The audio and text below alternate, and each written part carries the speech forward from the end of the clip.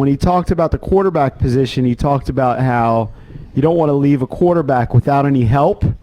And the boys asked him about, how they took a big swing, and it was a swing and a miss last year with Amari Cooper, who they gave like a huge bag of money to, and he walked away and decided to re-sign with the Dallas Cowboys. But listening to the interview, I was under the impression, you know what? They'll probably take another big swing again. Oh, yeah, just because you miss on Cooper doesn't mean you don't try to add talent to your team. So, of course, they're going to try to go going big. after the donk in Chicago? We've already seen it. They made a play for Stafford. I mean, they're going to be in the mix for these guys, and it's just a matter of who they hit on. Which one's your personal favorite wide receiver target, Cakes? There's Galladay, there's Will Fuller, there's Curtis Samuel. There's a bunch of guys who are available. Who's your personal favorite? I think it's got to be Allen Robinson. He's got to be at the top of that list. I like a lot of those names. I would have said Galladay, but he had that injury. He missed so much time. Fuller, I'm out on Galladay. Fuller, remember, Fuller is going to serve a suspension. He's going to miss the first, is it 5 or 6 games? No. He served most of it at the end of this season. He's going to miss the opening game of 2021. Oh, that's right. He served the 5. That's a guy that I like Fuller. I would be interested in him. Now, the problem is he missed because of some sort of PED suspension, and a lot of people thought, well, that's how he's actually staying on the field in 2020 is through artificial means. Can he do it without whatever supplement he got popped for? Do you think it would be easier to get one of those receivers if they knew who was going to be throwing the ball to him? I mean, I think it would help, but also what helps is a gigantic bag of money. I know. I get that. Which certainly attracts those guys. But I always go back to the Amari Cooper thing, and he turned down more money because he'd rather Dak throw. It's very rare, though, than Jason. Haskins. You know that.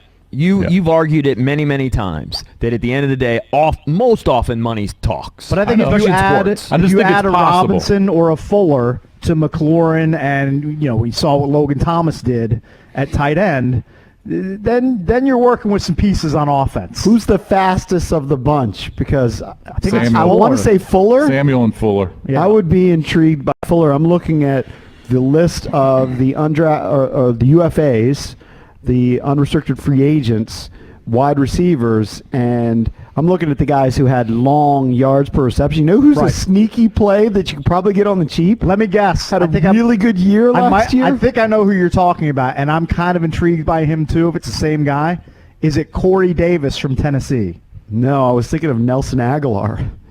He averaged almost 19 yards a catch. Yeah. 48 catches for 896 yards. Like he's probably been get him on the forever. Cheap. He had a shocking. It was 20 years old. Season. He only made $1 million this year. He was an total afterthought on that Raiders team, but he wound up being Carr's favorite weapon outside of Waller at tight end. He had 8 touchdown catches. I mean, Will Fuller also had 8 touchdown catches, but I was stunned to see Aguilar at more yards per catch at almost 19 than Fuller, who's 16.6. I just think they need a speed guy. Not that Terry McLaurin's fast. Just another deep threat burner. Because they got Cam Sims. Like if you're going to keep Cam Sims there as your number 4, kind of a more possession receiver.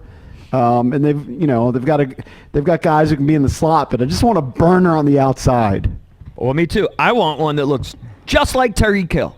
Just like him. Whatever he does. That's hard to find. Find a guy just like that. That would be like John Ross, but he can never stay healthy. Yeah. Well, John Ross just runs in a straight line. Does he have that quickness? Not like no one has that like Hill. Yeah. There's got to be other guys out there that have a somewhat similar skill set. But they certainly got to target a couple of those guys. Absolutely. Need help with that position. Maybe they will through the draft. We're all focusing on quarterback. I know. And maybe they just throw, say screw it. If Waddle's available or whoever it is, give me who are the top 3 or 4 receivers. I mean, I know I love that guy Pitts, who's a tight end for Kyle Pitts. Florida. Well, Devontae Smith out of Alabama.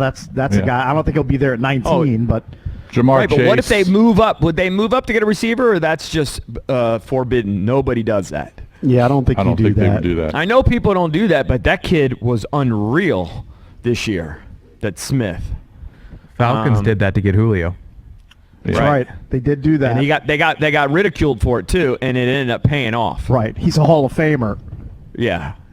That's a good point there, Drabby. First good one you've made today. Thanks. That's what I'm here for. I'm looking, though, at a mock draft from NFL.com. I mean, 3 receivers are taken in the top 11 picks. They've got Waddle as the 3rd guy, going to the Behind Giants Chase at and number Smith. 11.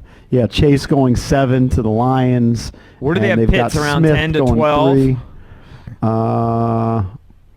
They have Pitts going 5 to the Bengals, giving Joe Burrow a toy. I think he's a Pro Bowler as soon as he gets into the league. He's a sick athlete. Oh, I think he play receiver too. Absolutely. Yeah. Damn. Yeah, another. I mean, he'll be We're not going to get any of the quarterbacks or any of the top. So they facilities. do have, this one has, No, that's not at true. number 19, this mock draft on NFL.com has Washington taking Elijah Moore, wide receiver from Ole Miss. I'll tell you what. don't There's know another much about Moore. him. There's another Moore who's a little bit like Hill, small, very small, but quick as a cat.